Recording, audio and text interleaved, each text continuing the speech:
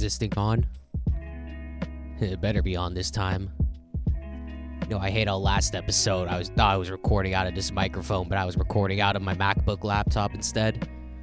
And man, wow, the sound quality was bad on that one. But hopefully the sound quality on this episode is going to be a lot better. Ladies and gentlemen, welcome to the Hangtime Lounge. My name is Smooth, and on this channel, I love to talk about theme parks and all stuff like that. And today is a really weird day where Cedar Point decided to just drop some news on us, huh?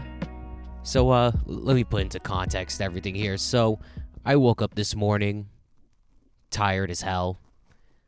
And, my usual morning routine, I open my phone, go on YouTube for a bit, watch some videos.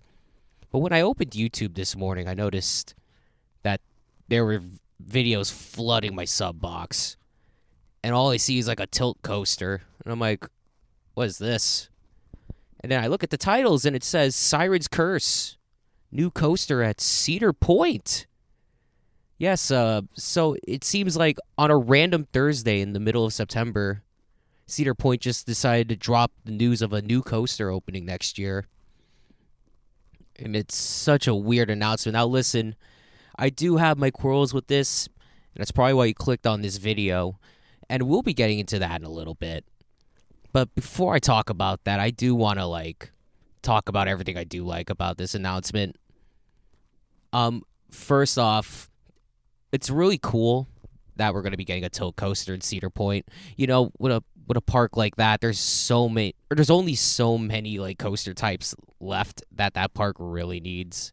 And I'm thinking of things like an extreme spinning coaster or like a wooden coaster. But something like a tilt coaster is just so unique and different. And I think that a tilt coaster really fits well into the lineup of Cedar Point. I think it's going to look super fascinating. All the general public are going to see it and be like, oh my God, are they going to fall off the track? How is the coaster doing that? It's a really cool looking coaster. I'm glad that Cedar Point's getting something like it because, they could use a super unique coaster like that. And another thing I like about it is using up a totally unutilized plot of land. It's going to be built over by a Valraven in that little space that used to hold, if I'm correct, the dormitories for the workers at Cedar Point, something like that.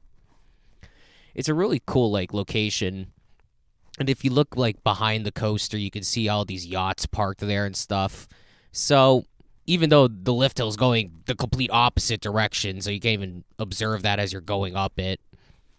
But I think once you hit the top of that little dive drop thing it does after the first drop, it will be a cool visual. And if not, at least you can enjoy it from the queue line, I guess. I don't know. It also has a really great layout. I gotta say, the layout for this thing looks sick. I love its focus on ejector airtime. It just seems to pop you out of your seat so much. And then its two inversions are both super low to the ground, 0G rolls. It's very reminiscent of the Mosasaurus roll on Velocicoaster. So you're basically getting two of those in one coaster, which is really sick. Now it's a shame said Mosasaurus rolls are going over grass. I mean, they could have done that. So we'll get into that in a little bit. But it's really, I love the inversion choices here. I mean, not that Cedar Point chose these inversions. It's just how the coaster was given to them. Again, we'll be delving into that in a little bit. Last pro I want to talk about this coaster real quick. Those trains are sick. I love the LED lighting on them. I love how they pulsate and they change colors and stuff. These trains look really sick. Now, do they make me think about Sirens and a Siren's Curse? No. But they look really sick. They look really electrifying, if you will. I think this is a really cool addition to Cedar Point. It's really cool. It will add a lot to their lineup. It's a really cool coaster. But the reason I felt compelled to talk about this coaster today is not about all the pros of it. All right, that's what you got all these other channels on YouTube for, you know what I mean? The reason I wanted to talk about this coaster today is because of the precedence it seems to be setting within this new Six Flags Cedar Fair merger chain thingy mabobby. And to start, I want to first talk about Six Flags' history when it comes to new coasters and their way of just shoving them into parks that they don't belong to. Because, as you know, Six Flags, they love to buy like these off-the-shelf models. Just something that looks super cool, and then you could just throw it into a theme park, and it will just get the crowd buzzing. Now, I don't know how many of y'all know this, but this coaster, Siren's Curse, it turns out this is actually an off-the-shelf model of the coaster. And if you go to Vecoma's website, you'll see that you have an option to check out all their coaster products. You got every model there. And if you go over to Tilt Coasters, you'll notice there's a model called the Cliffhanger. And if you look at the layout for said model, you'll notice it looks exactly like Siren's Curse. Almost as if Siren's Curse is really just an off-the-shelf model. And this coaster wasn't exactly designed to be at Cedar Point. It's more of they just happened to have a plot of land that would fit it, and they just shoved it right in. And, you know, like, it made me wonder when I first saw this coaster. I was like, wait a minute, why does that first drop look so familiar? Why do all these elements look like I've seen them before? Now, let's take a trip back a couple years. There's another park that was supposed to open a tilt coaster, and then they happened to just cancel it out of nowhere. And that park is a park in Poland called Energylandia. Now, this is a really cool theme park, home to coasters like Zadra and Hyperion. And they were supposed to have this, too. This was supposed to kind of complete their big three. But for whatever reason, they just chose to not open it. And then after that, the coaster pieces of this coaster, which as you can see are red coaster track pieces, they showed up down in Six Flags Mexico. Now, had this coaster opened at Six Flags Mexico, that would have been really cool. I think that would have actually been a great addition over there. I don't know the layout of the park well, so I don't even know where they would have fit that, but that would have been really sick. But it seems like Six Flags kind of did this thing that they used to do where, like, they'll buy a coaster off of a park and then just hold the pieces in some random location, which in this case is Six Flags Mexico, and just hold it there until they could figure out what they wanted to do with it. And I guess that they chose that, well, we have this crazy technological coaster. Let's throw it in Cedar Point in a plot of land that I'm pretty sure was never designated for it to begin with. And let's just call it Siren's Curse, but keep the paint job of the old coaster. Meaning that this is not even, like, properly themed. No, I mean, here's the thing, right? Look at this coaster from afar and tell me, does this at all scream at you sirens in the sea, in the ocean? I mean, cool, it's built next to Lake Erie, but I mean, walking up to it, it's just grass with a tilt coaster in the middle of it. Doesn't really scream Siren's Curse now, does it?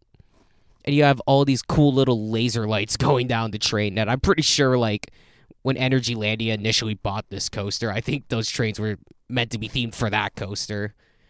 And Six Flags here was like, oh, let's just slap it here. Let's just throw it in, whatever. Now, I'm sure some of you know already that this year Cedar Point closed down Snake River Falls.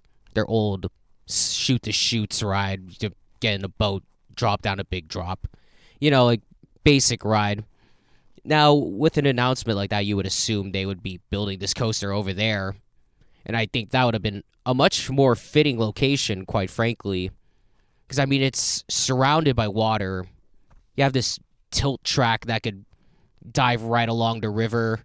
Those two Mosasaurus rolls could have had you flipping over water. And you could have added all this theming to have, like, sirens chilling around the coaster. You know, I mean, like, it would have felt a lot more thought out. But when you combine, like, everything I just said right now, on top of the fact that this announcement came out of freaking nowhere. Like, it really came out of nowhere. Like, we had a whole month of August for coaster announcements, and Cedar Point was dead silent. I think the only thing they talked about was how Top Thrill 2 wasn't going to open. And here we are a month later, now they're already announcing a brand new coaster. They haven't even gotten the last new coaster open yet. Top Thrill 2 is still down. But, quite frankly, that's what they get for going with Sam Pearl in the first place. You know what? They kind of deserved that. So are they trying to insinuate now that next year we're going to get 2 new coasters? Like, are we really sure that's going to happen? They couldn't even get a rebuild open, and they expect us to get this open? I mean, I'm not sure about that.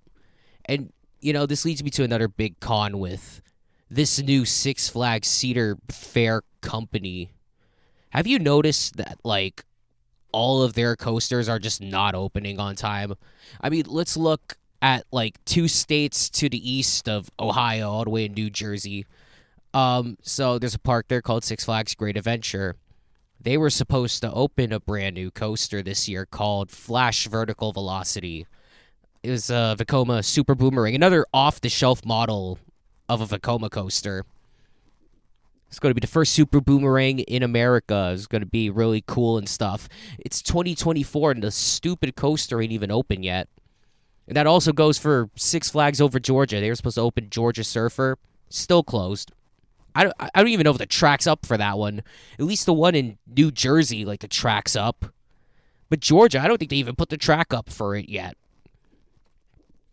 And then on top of that, you look at the Cedar Fair side, and it's like, they couldn't get Top Thrill 2 open. Did they have any other coasters outside? I can't even remember off the top of my head if they were supposed to open any other coasters. Like, all of these coaster delays is, like, such a bad look on Six Flags. And then for them to have the nerve to be like, oh, we're going to open this tilt coaster at Cedar Point, guys, all right? Hey, you hate us for Top Thrill 2? Don't worry, we got you. We're going to give you a 2 for next year. It's like, I have this really weird feeling that this coaster is not even going to open next year. And when it comes to Cedar Point, I think he should have been a lot more focused on getting Top Thrill 2 open before even concerning themselves with another roller coaster. Like, again, it feels so out of left field that they announced this. And it also kind of leads into my theory about this coaster being, like, a very last-minute, like, addition. Because, again, this was just so out of nowhere. You look at the plot of land this coaster is going to be built in. They've not done any work over there. There was not really any rumors online about this. It's just like one day they're like, oh, here's a teaser. And then next week it's like, oh, here's a coaster. It's like, what?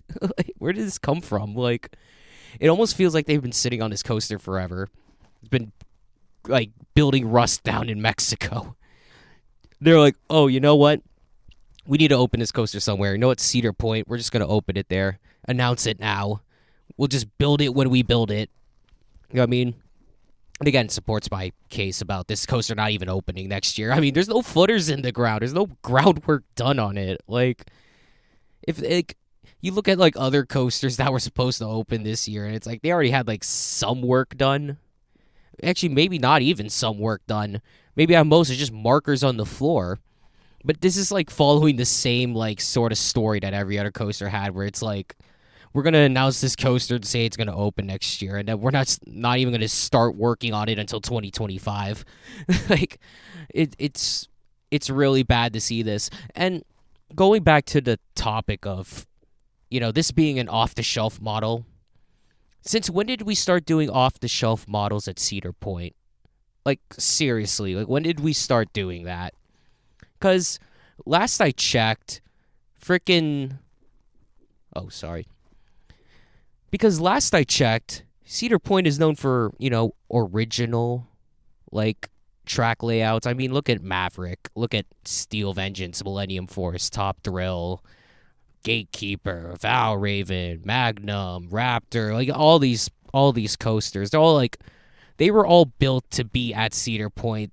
They were built with original layouts, and they were designed to be the biggest, fastest, baddest coasters. That's not what Siren's curse is, and they can promote it all they want as the world's tallest and fastest tilt coaster in the world. Who gives a fuck? Okay, I'm gonna be honest. First off, that's a BS record. That no one cares about that. And one of these days I'm gonna have to talk to y'all about all the BS records that are in the world of coasters. This is not that record breaking. I mean, it only goes 160 feet in the air, and it has the cool tilt track. But outside of that, it's not anything special. I mean, it's dwarfed by like literally half the coasters at the park. Has a really short ride time. And not to mention that this record they're flexing here with Siren's Curse, they're not even going to have it for long. Because mind you that in 2025, we're supposed to be getting Iron Rattler at Six Flags Qiddiya. And that's supposed to go 208 feet into the air. It's a hyper tilt coaster, which is mental. And again, knowing Six Flags' flippant track record as of late, I wouldn't be surprised if Iron Rattler somehow opened before Siren's Curse. It's really not out of the realm of possibility. I mean, it's really sad to see. So, let's go to the title of this. Is Siren's Curse really a sign of a bad sign of things to come with the Six Flags company? Are we going to start taking, the flagship parks of this company and just start throwing in off-the-shelf models and announcing them so early without actually building them, or at least having progress on the construction of it? I mean, at least we have coasters like Alpine Fury at Canada's Wonderland, which, by the way, fantastic addition to the park. I never got a chance to talk to y'all about Alpine Fury yet. So, coming from the guy that did making Canada's Wonderland better, I think this coaster is actually really, really sick. I think it's definitely way bigger than what I thought they would have been able to do. I love Alpine Fury. I can't wait for that to open. What a great addition to that park. But I bring it up because if you noticed, they were already constructing it before the announcement.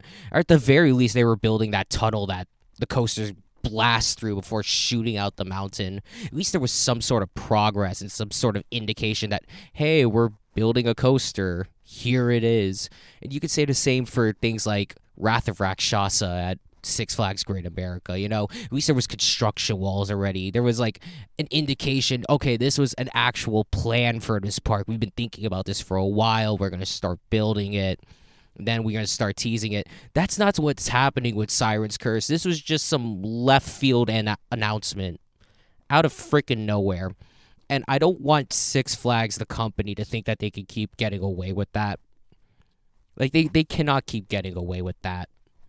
Because it just causes so much disappointment in the fan base when you keep shooting out these last-minute announcements that you clearly had no idea was happening the year prior.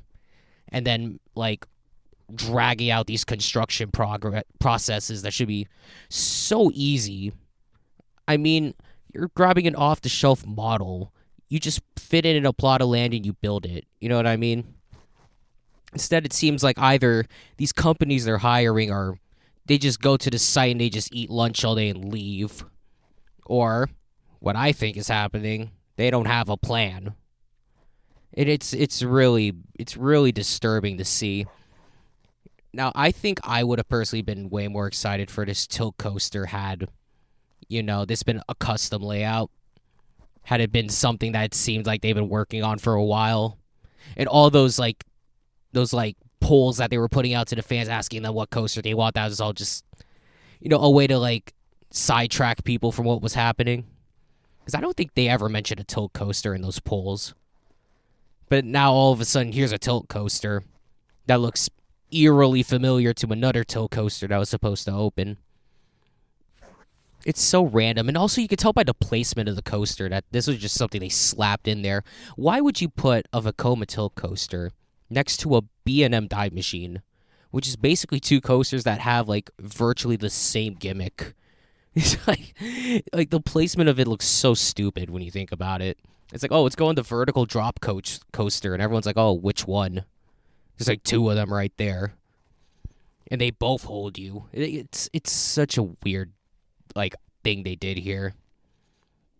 So, it annoys me because Cedar Point announcing a new coaster, we should always be excited for it. But when they're this half-handed and lazy about it, it really makes you wonder if this whole merger between Six Flags and Cedar Fair, if they're supposed to be bringing over the Cedar Fair ideals, or what seems to be happening is they're bringing the Six Flags ideals into the Cedar Fair parks. I mean, I'm scared for the future because I'm hoping that we don't get to the point where we get these cheap, tacky coasters like what we were getting for the last 10 years out of Six Flags. And you could just notice this total dip in quality of what the Cedar Fair parks are doing. Now, obviously, maybe I'm getting afraid way too early. I mean, look at the other coasters in the chain. Obviously, I talked about Alpen Fury already, but you also got Rapterra coming to King's Dominion. And that's a great looking roller coaster. I'm actually a big fan of it. I mean, I know people are saying, "Oh, it's not Volcano," but I think it will be special in its own way, and I appreciate them doing a launch wing coaster. It's totally different to anything in the area. And I've briefly mentioned Wrath of Rakshasa already. Cool, they're putting a dive machine in Great America. It will fit the park really well. 5 loops, that's cool. Yeah, there's another record for all you record people out there. And what's the other one going to the Six Flags chain this year? Besides all the ones that they didn't open last year. You got that one in New England, right? Quantum Accelerator, the motorbike coaster.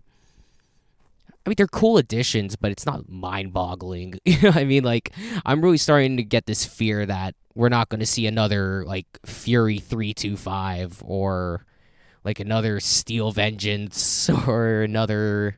What's another good example here? Another Orion, if you will. Like, I don't want to see them stray away from the super big coasters and, like, start to get tacky with it. And that's not to say that Siren's Curse is a tacky coaster, but it's tacky within the realms of Cedar Point. Like, you know what I mean? Like, you expect so much more out of a park like this than off-the-shelf models. It's so weird to see a coaster like this being built at a park like Cedar Point. So, I mean, like, hey, you never know. Maybe next Six Flags will buy a coaster that a park never opened, and that's going to be their new coaster. Weren't they teasing a new coaster? Whatever happened to the announcement for that? They were like teasing some coaster, like, oh, the recycling in thrills in 2025, and then nothing, just dead silence. Like, did that get canceled? Were they considering bringing this tilt coaster over to Six Flags Magic Mountain? It makes you wonder. It really makes you wonder. Like, it's really scaring me, to be honest. And, you know, I remember back when Six Flags and Cedar Fair first merged together, and actually this is the first episode of this show, the Hangtime Lounge, where I talked about that merger and how excited I was for it, saying, oh, they're going to start bringing great theming to every park, and we're going to see great rides and this and that, and they're going to sell off half their parks so they have money to put into their good parks. And it looks like they're doing the exact opposite of that right now, which is really terrifying. I don't know. This seems like this is such a mixed bag of an announcement for me. You know, it felt weird this morning seeing this and not being necessarily excited for it, but more just confused by the whole thing, confused by what I was seeing. It wasn't the same feeling I got watching that video of Alpen Fury and seeing the trains flying out at the top of Wonder Mountain. Like, this is just so random. You know what I mean? I got more excited about Circuit Breaker than this, because at least Circuit Breaker was like, whoa, that's wild that they're doing a coaster like that. But in Cedar Point, it's like, if you're going to do it all the way, man. Like, do the great theming you got on, like, Maverick and Steel Vengeance. Have, like, the cool elements that make a Cedar Point coaster a Cedar Point coaster. Like, just throwing it in this random plot of land with basically no theming other than the theming that came with it from Energylandia. And then just adding this Siren theme to it that just doesn't even blend into it at all. And you could tell the layout was not like a layout for Cedar Point. It's really bizarre, man. Other than that, you know, I do think it's cool. You know, if I do end up going to Cedar Point next year, hey, now I get to ride Top Thrill 2 and this, which is really awesome. And of course, you know, the general public, they're going to love it, blah, blah, blah, blah, blah. But, you know, we're coaster nerds, and we talk about coasters here. You know what I mean? So automatically our opinion's better. I'm just joking about that, obviously. But yeah, that's Siren's Curse for you. And I guess I got to give you all my opinion on the other coasters that are coming out this year. You know, I'm surprised that this season we did not get a lot of coaster announcements. Like I was actually going to record an episode in August where I talk about all the crazy coaster editions coming out, but we didn't get a lot of them. I mean, we basically only got like the four coasters I mentioned, and now we got this, and then like you got those awesome coasters going at Epic Universe. That was like virtually it. I mean, outside of that, what we got like a dueling, so those dueling Raptors at Wallaby Holland. Like I can't think of anything else off the top of my head that's being open next year. And of course, I understand a lot of parks want to hold back because Epic Universe is opening and everybody's going to go there, including me. But, I think like it would have been cool to see some parks really try to like take some of those visitors away. And I mean, yes, we are seeing it, but there's nothing that's been announced this year that's been a real blow away. Now, I thought if any park was going to do it, it was going to be Busch Gardens Williamsburg. Got that big plot of land there where Dragonfire used to sit. And for the longest time, we were like, oh, that's going to be the next RMC hybrid. They're going to build this big ass, like built from the ground up Zadra clone, basically. And don't get me wrong, that would have been absolutely incredible. But instead, they're going with a family invert. They didn't, as of the recording of this, they haven't announced the name of said invert, but we know it's going to be based on the Big Bad Wolf. And, from a theming perspective, cool. At least it's themed better than freaking Siren's Curse. You got to give it that.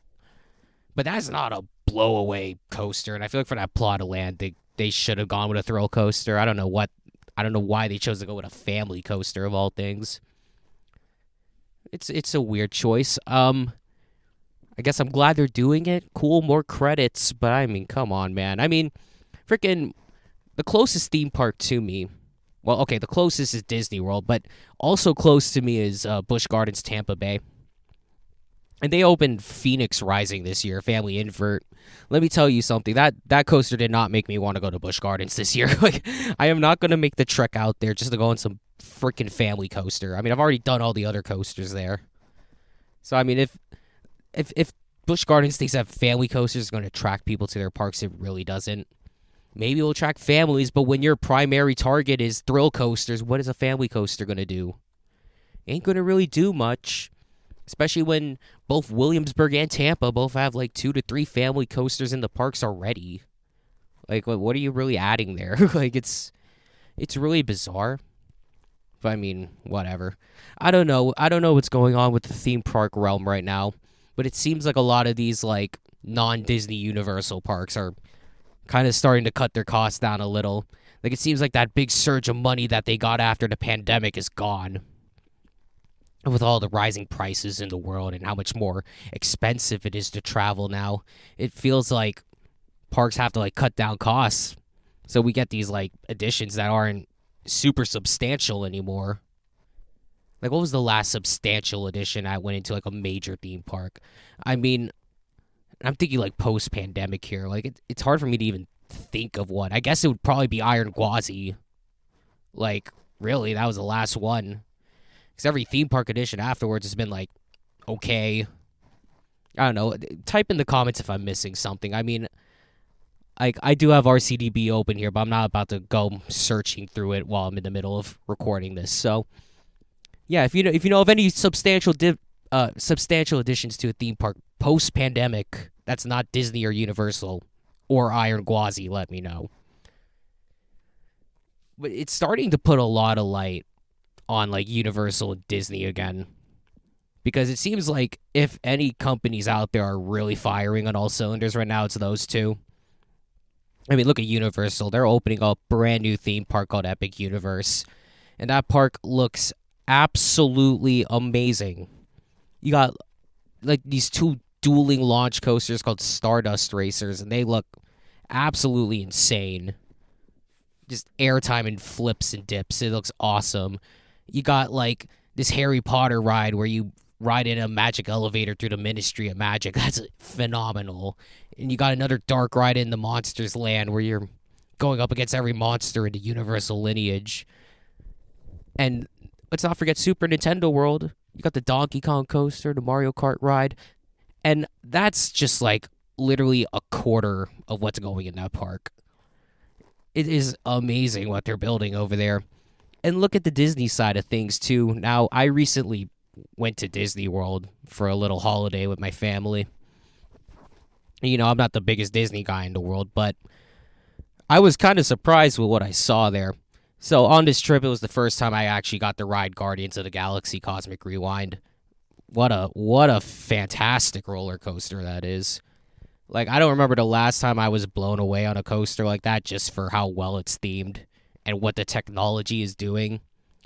Like, I love the Omni-Mover cars. I love the video projections there. It was fantastic. And it even had a lot of airtime, which I thought it was going to have nothing like that.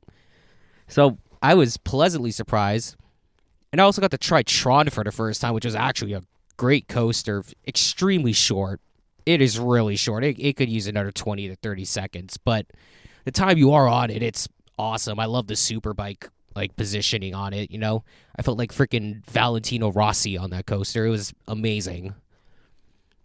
But, you know, like, even though we were shitting on Disney for opening these coasters really late, let's be honest, there was no reason for those coasters to be delayed like that. But they were fantastic coasters. I was blown away. And seeing what Disney's talking about now with all these other coasters they're building, I'm like, oh, well, you know what? Maybe they're onto something here. Maybe they're onto something. I think the giants of the theme park realm, being Disney and Universal, they're starting to bring the attention back to themselves after the last 5 years of like the Cedar Fairs and the Six Flagses and the Busch Gardens and all these, the Dollywoods and all these other places, like really take the attention away from them. I think right now the big two are going to really prove themselves right now. It's almost like, you know, and I want to think back to like something recent in pop culture with Kendrick Lamar and Drake, two of the biggest rappers in the world, and we finally got to see them duel it out just to see who's like the best. And now that all of like the lesser parks are starting to get pushed to the side again, and we got these two big chains, I think these next 10 years, the real focus is going to be on them and who is truly the best. You know what I mean? Because they're both pumping out insane editions right now. And, you know, it's a shame because I want to see places like Cedar Point and Six Flags Magic Mountain and all these other parks do really good. But, man, when it comes to, like, whole experiences, I think they're really lacking right now. And when you see Siren's Curse at Cedar Point, going back to the actual topic of this whole podcast here, going back to Siren's Curse here, to see like a company like Cedar Fair drop that awesome theming they've been doing over the last couple of years with rides like Mystic Timbers and Copperhead Strike, like just throw that aspect of it out the window entirely. And to just be like, oh, cool coaster, just plant it here. It feels lazy. It feels Six Flags. Like, it's such a Six Flags move for a Cedar Fair park. And now they're all one company. So, you know, my plea, this is, I guess, the moral of the story here, right? My plea is Six Flags, Cedar Fair, whatever the hell you're called now. Can you please focus on the ideals that made the Cedar Fair park so great? The incredible theming, like the original rides, the quality of it, and not do these like freaking, not do all this quick flashy like just slap it in coasters, freaking pop a rating, but it does nothing for the park in the long run. I really hope like this is just a one-time occurrence. Okay, like this is cool as a one-time occurrence. It's cool to see a tilt coaster in Cedar Point. But if this sets the wrong precedents and it sends the wrong message for what's going to happen in the future, then I am really nervous for this company. I'm not going to lie. Like, if Cedar Point becomes just a generic Six Flags park, wow, it's going to be a dark day in the coaster industry, I'll tell you that much. Which, yeah, I guess that's everything I have for today. Thank you all for listening to me ramble here for the last 30 minutes. I do have some new content on the way real soon. I was working on a video, but I had to totally scrap the video, and that's why I've not seen an actual edited video from me in like well over a month. But I do have something brand new on the way that I think you guys are going to really like, and I've seen in the comments some of you have actually been asking for me to make this video. So get ready you'll be very pleased by what you see. Anyways, thank you all for not for watching. I guess you are watching. Although this is a podcast, so even if you're just listening, I'm just glad you're even here. Thank you all for listening. And until next time, my name is Smooth, and I wish you nothing but smooth travels. Take it easy, y'all.